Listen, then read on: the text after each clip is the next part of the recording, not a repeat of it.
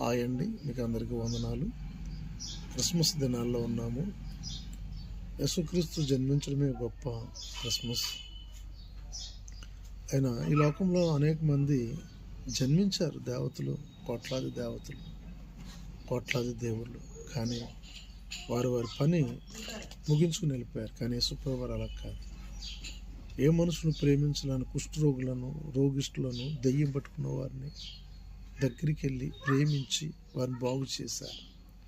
బాగు చేయడమే కాకుండా వారితో చక్కటి మాట ఏంటంటే, మీరు పరిశుద్ధులుగా ఉండండి, నేను పరిశుద్ధుడను, నేను పరిశుద్ధులుగా ఉన్నాను, పరిశుద్ధుల దేవుడు నేను, మీరు పరిశుద్ధులుగా ఉండాలి అని అనేకమైన ఆయన్ని వెంబడించిన వారిని, అనేకులైన వారి శిష్యులను పరిశుద్ధులుగా ఉండాలని ఆజ్ఞాపించి అట్టి ప్రేమను పంచిపెట్టారు.